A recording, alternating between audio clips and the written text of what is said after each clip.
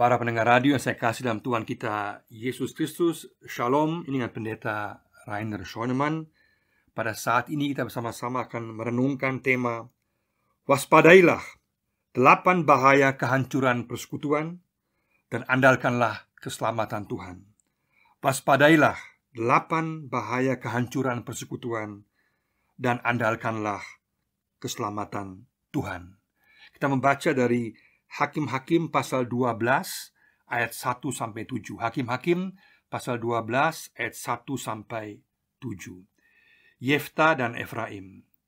Dikerahkanlah orang Efraim, lalu mereka bergerak ke Safon. Dan mereka berkata pada Yefta, "Mengapa engkau bergerak untuk memerangi Bani Amon dengan tidak memanggil kami untuk maju bersama-sama dengan engkau? Sebab itu kami akan membakar rumahmu bersama-sama kamu." Tetapi jawab Yefta kepada mereka, "Aku dan rakyatku telah terlibat dalam peperangan yang hebat dengan Bani Amon. Lalu aku memanggil kamu, tetapi kamu tidak datang menyelamatkan aku dari tangan mereka. Ketika kulihat bahwa tidak ada yang datang menyelamatkan aku, maka aku mempertaruhkan nyawaku, dan aku pergi melawan Bani Amon itu, dan Tuhan menyerahkan mereka ke dalam tanganku. Mengapa pada hari ini kamu mendatangi aku untuk berperang melawan aku?" Kemudian Yefta mengumpulkan semua orang Gilead. Lalu mereka berperang melawan suku Efraim, dan orang-orang Gilead mengalahkan suku Efraim itu. Sebab orang-orang itu mengatakan, "Kamulah orang-orang yang telah lari dari suku Efraim." Kaum Gilead itu ada di tengah-tengah suku Efraim dan suku Manasye. Untuk menghadapi suku Efraim itu, maka orang Gilead menduduki tempat-tempat penyeberangan sungai Yordan. Apabila dari suku Efraim ada yang lari dan berkata, "Biarkanlah aku menyeberang," maka orang Gilead berkata kepadanya, "Orang Efraimkah engkau?" Dan jika ia menjawab bukan, maka mereka berkata kepadanya, "Coba katakan dahulu Shibolet." Jika ia berkata Sibolet, jadi tidaklah dapat mengucapkan dengan tepat, maka mereka menangkap dia dan menyembelihnya dekat tempat-tempat penyeberangan sungai Yordan itu. Pada waktu itu tewaslah dari suku Efraim 42.000 orang. Yefta memerintah sebagai hakim atas orang Israel 6 tahun lamanya. Kemudian matilah Yefta, orang Gilead itu, lalu dikuburkan di sebuah kota di daerah Gilead.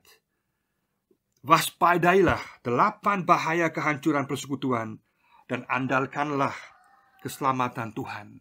Bagian ini merupakan bagian yang merupakan sejarah yang paling kelam, yang paling buruk yang terjadi dalam sejarah Israel, dalam peperangan saudara yang bahkan kemudian membawa korban sebanyak 42.000 orang yang sia-sia. Sungguh-sungguh suatu situasi yang sungguh-sungguh parah, yang sungguh-sungguh menyedihkan, sangat kelam, membawa aib dan membawa kehancuran yang luar biasa bagi Israel. Dan mengapa sampai itu terjadi? Itu terjadi karena mereka tidak mewaspadai tanda-tanda kehancuran persekutuan mereka yang kemudian pada akhirnya berakibat parah, sehingga akhirnya terjadi perang saudara dan pembunuhan secara massal. Kalau kita lihat dalam bagian ini, dapat kita bagi dalam 2 bagian, yaitu ada situasi yang kacau dan juga akibatnya digambarkan di sini, dan juga kemudian digambarkan juga jalan selamat bagi orang percaya. Kalau kita lihat, kita mau lihat 2 bagian ini. Yang pertama, situasi yang kacau dan akibatnya, dan kita mau tambahkan bagian bahwa ada jalan selamat bagi setiap orang percaya untuk sungguh-sungguh dapat keluar dari situasi yang parah ini, sehingga ada persekutuan yang baik. Kita telah melihat dalam bagian sebelumnya dalam Mazmur 133 tentang bagaimana persekutuan yang baik dan indah, persekutuan yang mengharumkan, persekutuan yang juga kemudian menyegarkan, dan persekutuan yang membawa berkat. Dan di sini digambarkan bagaimana pada saat mereka kemudian meninggalkan persekutuan, baik persekutuan dengan Tuhan maupun persekutuan satu dengan yang lainnya, mengakibatkan akibat yang sangat fatal dan parah. Bagian pertama kita lihat di sini bahwa digambarkan situasi yang kacau dan akibatnya. Di sini digambarkan bagaimana bangsa Israel diancam oleh Bani Amon, oleh bangsa Amon, dan kemudian Yefta lawan mereka dan mengalahkan mereka, sehingga mereka ditolong oleh Tuhan, sehingga dapat mengalahkan bangsa Amon yang telah mengancam mereka, sehingga dengan kekuatan Tuhan mereka boleh mengalami kemenangan. Tapi setelah kemenangan yang luar biasa itu, setelah pertolongan Tuhan yang luar biasa itu, kemudian terjadi suatu kehancuran yang luar biasa. Mengapa sampai bisa terjadi kehancuran yang luar biasa? Setelah mengalami kemenangan yang luar biasa, pertolongan Tuhan yang luar biasa, ada 8 hal, 8 aspek yang mengakibatkan terjadinya kekacauan dan kemudian kehancuran daripada persekutuan mereka. Yang pertama di sini adalah kita lihat, yaitu ketika fokus kepada Tuhan hilang. Fokus kepada Tuhan yang hilang. Pada saat mereka telah mengalami kemenangan, apa yang terjadi? Mereka kemudian tidak lagi fokus kepada Tuhan yang telah memberikan kemenangan, dan mereka kemudian mau saling menonjolkan diri, saling membanggakan diri. Maka fokus kepada Tuhan yang hilang itu kemudian mengakibatkan kekacauan dalam persekutuan. Setelah fokus pada Tuhan ini hilang, apa yang terjadi? Yang kedua yaitu keangkuhan atau ego. Keangkuhan atau ego yang melupakan segala campur tangan Tuhan dan kebersamaan yang Tuhan telah berikan sehingga mereka menang. Sehingga kemudian pendapat pribadi kemudian dimutlakan, dan mereka juga merasa kurang dihormati. Di sini dikatakan bahwa suku Efraim, mereka merasa kurang dihormati. Ego mereka merasa terhina atau merasa disakiti, sehingga mereka kemudian katakan, kenapa engkau tidak memanggil kita? Sehingga mereka tidak terlibat dalam peperangan itu. Karena ada keangkuhan, karena ada egoisme, karena merasa tidak atau kurang dihargai, dan tidak sungguh-sungguh meyakini bahwa Tuhan yang memberikan kemenangan. Maka muncullah suatu kehancuran dalam persekutuan. Inilah akar masalahnya. Akar masalah pada saat kehilangan fokus kepada Tuhan, dan juga kemudian keangkuhan, egoisme yang muncul, maka kemudian terjadi langkah-langkah yang menuju kepada kehancuran. Yang ketiga kemudian adalah miskomunikasi. Miskomunikasi. Dikatakan bahwa Yefta memanggil orang Efraim, tetapi mereka tidak mendengar, tidak mau memperhatikan panggilannya, sehingga terjadi miskomunikasi, sehingga kehancuran juga terjadi karena kurangnya komunikasi yang jelas. Yang keempat kemudian terjadi salah persepsi, salah pandangan. Salah persepsi, salah pandangan. Masing-masing tetap bertahan pada pandangannya sendiri, tidak mau dikoreksi, tidak mau mengakui kesalahannya sendiri, tapi kemudian tetap bertahan pada kesalahan pandangannya. Bukan memperbaiki komunikasi, bukan meninggalkan ego, tapi malah tetap bertahan pada kesalahan persepsi pandangan masing-masing. Dan kemudian yang kelima terjadi roh perselisihan.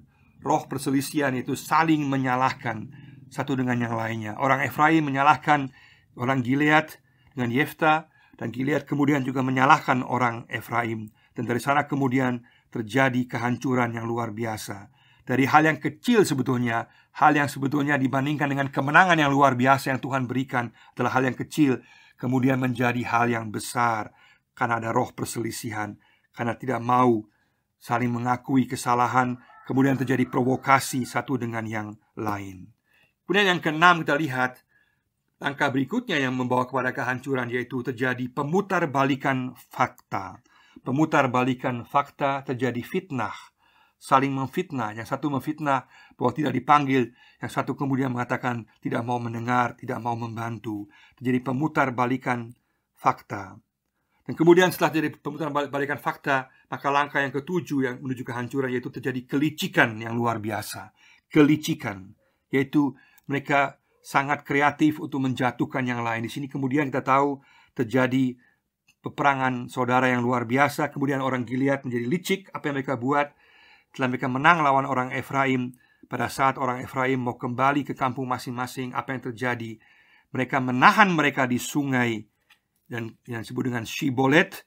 Tapi kemudian orang Efraim tidak bisa menyebutkan kata Shibolet, mereka bicara Sibolet. Sehingga pada saat mengatakan Sibolet, mereka ketahuan sebagai orang Efraim. Dan kemudian mereka dibunuh oleh orang-orang Gilead. Sungguh-sungguh parah dan sangat-sangat menyedihkan. Sehingga puncaknya yang ke-8 terjadi dendam kesumat yang luar biasa. Dendam kesumat yang luar biasa. Sehingga akhirnya terjadi peperangan saudara yang begitu parah, begitu kelam dalam sejarah Israel. Sehingga akhirnya 42.000 orang yang mati, yang tewas dalam peperangan saudara itu. Semua terjadi karena tidak memperhatikan 8 langkah yang kemudian menuju pada kehancuran. Yaitu pertama, kehilangan fokus kepada Tuhan. Yang kedua, ada keangkuhan ego, menekankan egoisme pribadi. Ketiga, ada miskomunikasi terjadi. Kemudian keempat, ada salah persepsi, ada salah pandang yang terjadi, bertahan pada pandangan masing-masing, tidak mau dikoreksi. Kemudian kelima, ada roh perselisihan yang saling menyalahkan. Dan kemudian keenam, ada pemutarbalikan fakta, ada fitnah satu dengan yang lain. Dan ketujuh, kemudian semakin negatif, yaitu ada kelicikan yang luar biasa, menjatuhkan yang lain dengan cara yang licik. Dan terakhir ada dendam kesumat, kekejaman yang luar biasa. Dan kita sungguh-sungguh harus waspadai bahwa hal-hal ini juga dapat terjadi pada masa kini. Kalau kita dalam jemaat-jemaat kita sebagai orang percaya, kita kehilangan fokus pada Tuhan, maka persekutuan kita terancam. Kita bisa mengalami berkat Tuhan yang luar biasa, pertolongan Tuhan yang luar biasa, pertumbuhan jemaat yang luar biasa. Tapi pada saat kita mulai hilang fokus kepada Tuhan, maka hal ini sangat membahayakan. Karena segala pujian, segala hormat harus kita kembalikan kepada Tuhan. Dan kemudian yang bahaya kedua adalah bahwa terjadi keangkuhan atau egoisme. Kita mau mengklaim keberhasilan untuk diri kita sendiri. Kita melupakan campur tangan Tuhan. Kita melupakan kebaikan Tuhan. Sehingga akhirnya pendapat pribadi yang ditekankan dan juga merasa kurang dihormati, sehingga akhirnya menjadi tersinggung. Dan akhirnya kemudian itu menimbulkan amarah. Sehingga akhirnya ketiga juga terjadi miskomunikasi. Tidak sungguh-sungguh saling berbicara dengan baik, malah pada saat sudah merasa tersinggung tidak mau berbicara lagi. Dan miskomunikasi ini semakin memperparah situasi yang ada. Dan akhirnya dalam persekutuan juga bisa terjadi, yaitu roh perselisihan, yaitu saling menyalahkan. Tidak mau mengakui kesalahan sendiri, tapi mau menyerang orang lain, menyalahkan orang lain. Dan keenam, kita ada bahaya pemutarbalikan fakta. Dalam situasi yang penuh perselisihan ini, seringkali terjadi pemutarbalikan fakta dengan fitnah-fitnah yang kejam yang luar biasa. Dan kemudian bisa terjadi kelicikan untuk menjatuhkan orang lain. Dan kemudian terjadi kekejaman, dendam kesumat yang begitu besar, sehingga akhirnya persekutuan mengalami kehancuran. Kedelapan langkah yang menuju kehancuran ini harus kita perhatikan, kita waspadai sungguh-sungguh dalam kehidupan pribadi kita, juga dalam keluarga kita, dan juga dalam jemaat-jemaat kita, dalam segala jenis pelayanan yang kita lakukan, supaya kita dari langkah pertama kita sudah bisa memakai alarm. Sungguh-sungguh hati-hati, sehingga jangan sampai fokus pada Tuhan kita hilang. Jangan sampai ada keangkuhan egoisme yang muncul. Jangan sampai ada miskomunikasi. Jangan sampai ada salah pandangan. Jangan sampai muncul roh perselisihan. Jangan sampai muncul pemutarbalikan fakta. Jangan sampai muncul kelicikan. Dan jangan sampai ada dendam kesumat. Maka untuk menjaga ini, untuk sungguh-sungguh menghindari ini, supaya ini jangan sampai terjadi, yang bahkan dapat membawa kehancuran yang luar biasa. Di Israel pada waktu itu terjadi perang saudara yang luar biasa, dengan korban 42.000 orang, yang sangat kelam dalam sejarah Israel.